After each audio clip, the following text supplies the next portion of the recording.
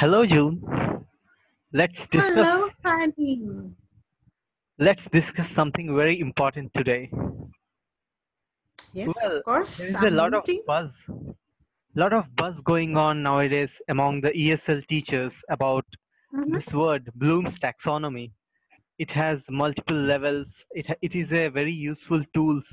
Since the very past few years, every teacher has been using this consciously or unconsciously a lot to enhance the classroom experience. So, Mhm. what do you think of this? How exactly a new teacher should adapt his lessons to this to this tool as a whole? First of all, Bloom's taxonomy isn't new, and Bloom's taxonomy has been there, okay? And it's there to help the teachers, okay? It's there to make the lives of the teachers much more easier.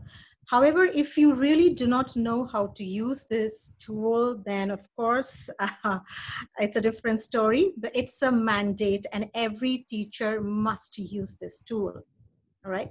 So to know what Bloom's taxonomy is, you have to first understand what this whole taxonomy is about. So Bloom's taxonomy. Now, it is of learning objectives, okay, which classifies a number of skills which can be used, let's say, to teach critical thinking. Right? So All right. critical thinking, as you all know, is one of the C's of the 21st century teaching and learning. Okay, Yes. critical thinking, creative thinking. So critical thinking primarily. And what Bloom's taxonomy does is that it helps the learner to actually to develop the cognition from the lower order thinking skill. Now, in the lower order thinking skill, what we have is remembering, understanding, and application. And it helps the learner to, to go up high the ladder towards the higher order thinking skill, where you have analyze, evaluation, and create.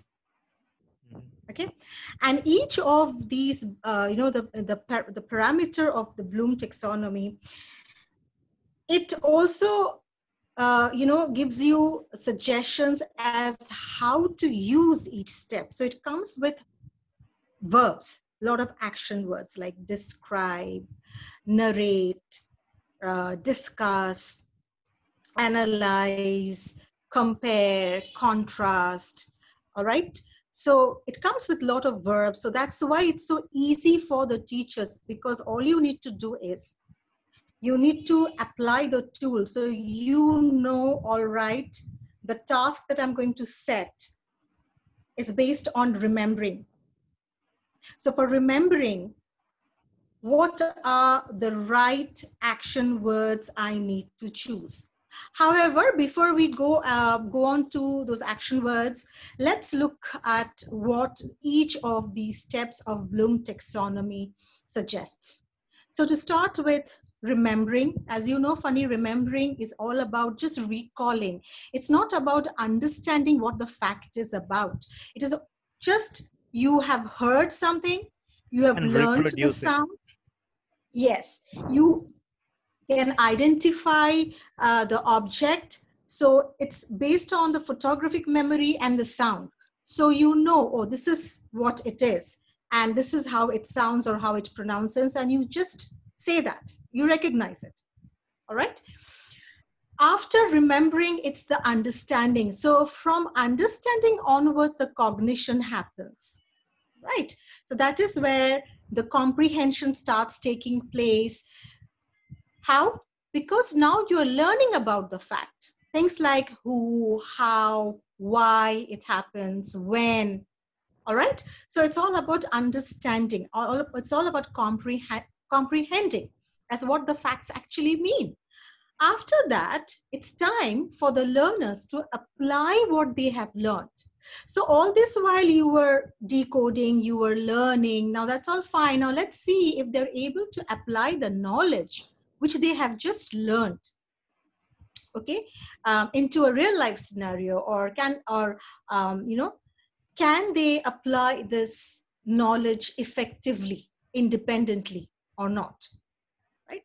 So it's about, let's say, if they're able to apply the rules. For example, if you're teaching them grammar, then are they able to apply the rules of the grammar effectively in a real life situation, in a role play, or through a written activity or not? If you have taught them any concept, whether it's a scientific concept or anything, any subject, are they able to apply that concept in the given work or not? So that's application. So So if you see, they are the bottom three. is it like Yes, funny. if I teach them past tense, I'll give them to play a role play about something that happened yesterday, so that they'll be able to use the past tense. That is application. Yes. But before you give them, you give them task for them to apply. Usually that happens at the productive stage where you want them to produce. Through application, you must have, enough practice session. And that practice session can be based on remembering and understanding. Okay. And then Yes, you all can right. ask them to apply. Yes. Okay. So now moving ahead, you see now it's getting more complex. So a thought process is getting more complex, and it is not about making the lives of our learners hard. No, it's not that. It's just about make them independent and be like, critical in their thought process for their own good.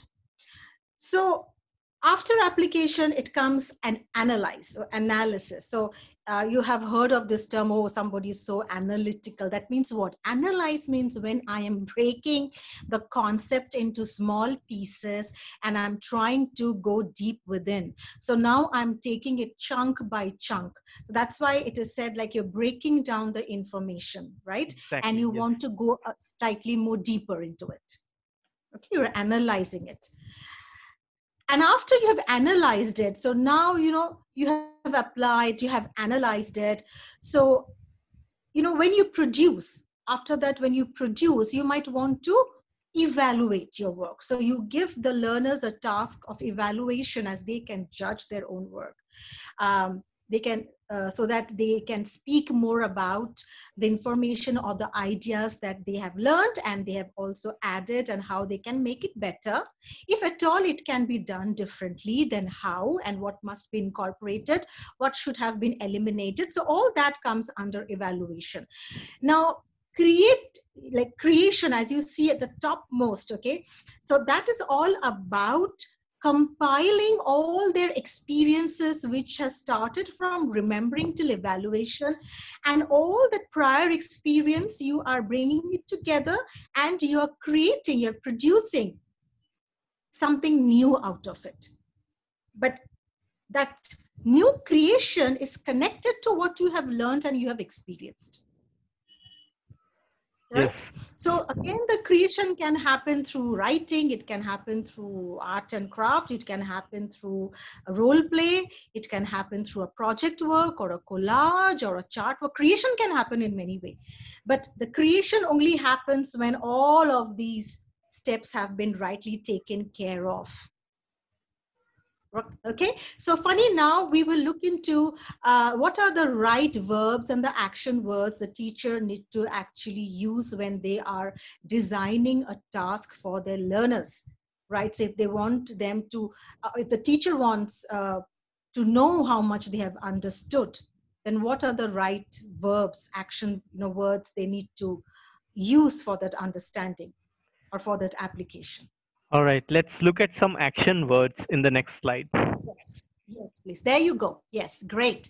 So you see, under knowledge, you have words like define, identify, uh, describe. By the way, knowledge and remembering. So in, you will see the taxonomy 2 version.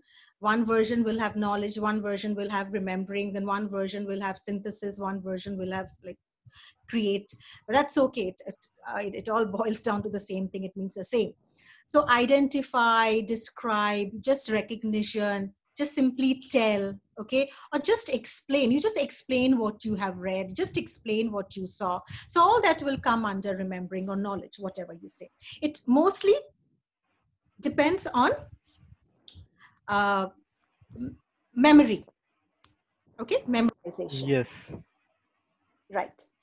Now, understanding, if you look at understanding, this is where you are now testing their comprehension skill.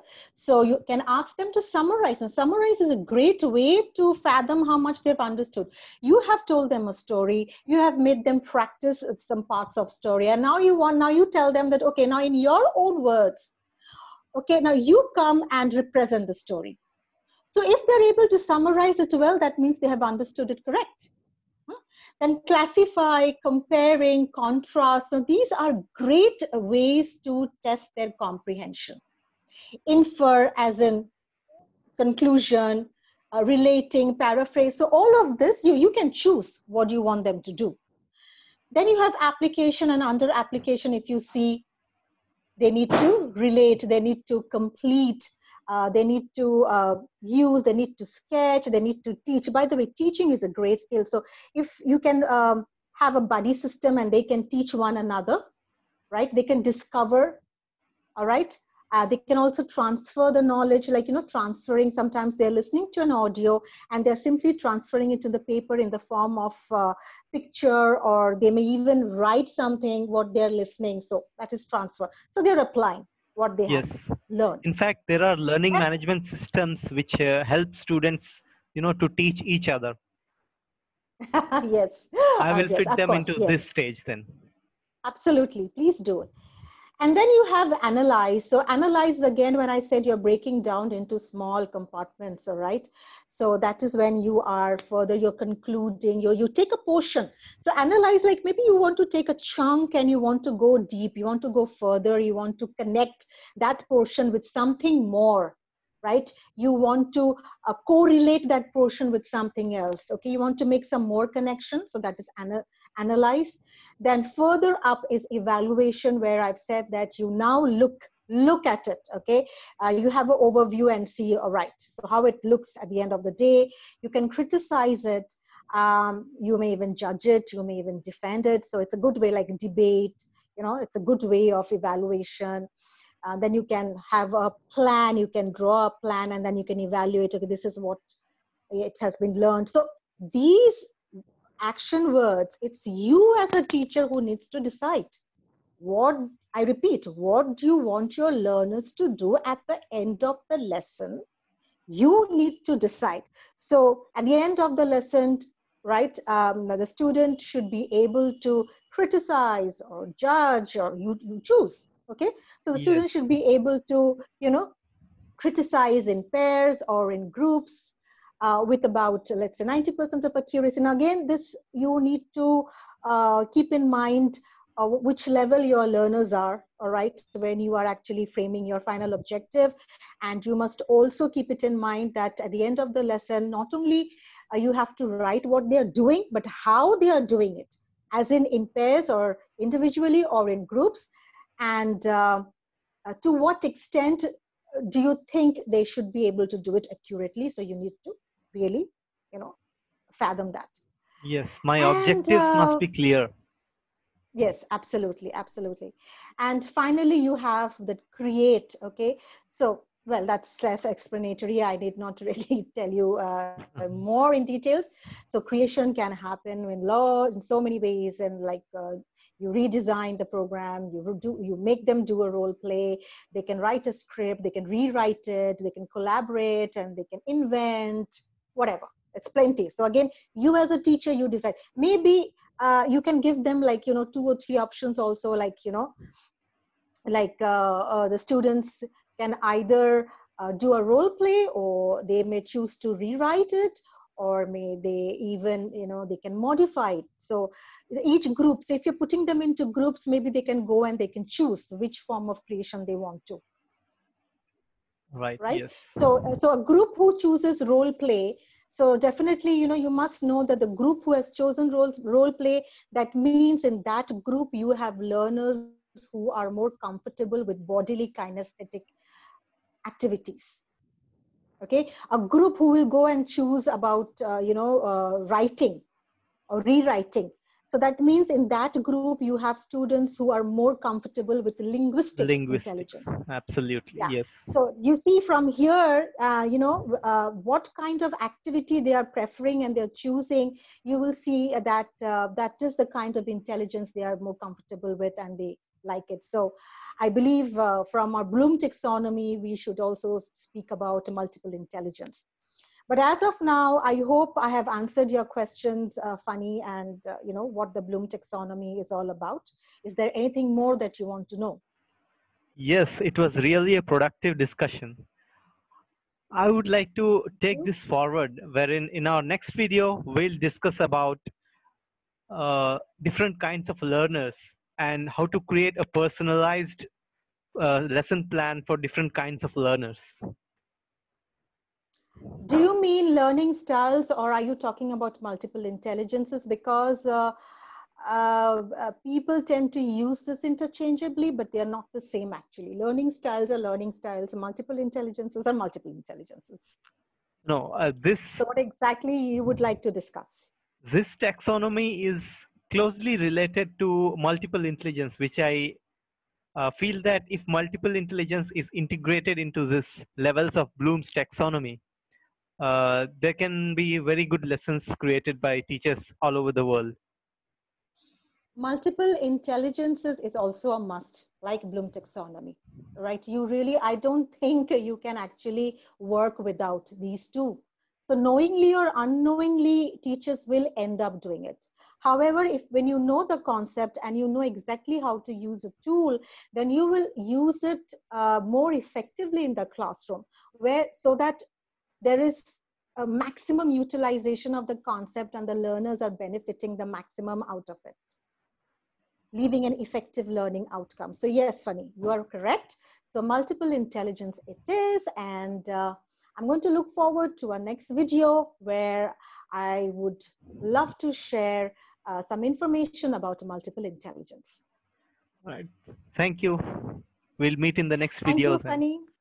Yes, absolutely. Thank you for giving me this opportunity. And viewers, I hope that you're able to understand the concept of Bloom taxonomy better now. So if you really like this video, please do not forget to share and like and subscribe our channel if you have not subscribed, and don't forget to hit the bell button. So both of us will see you again shortly. Till then, good luck.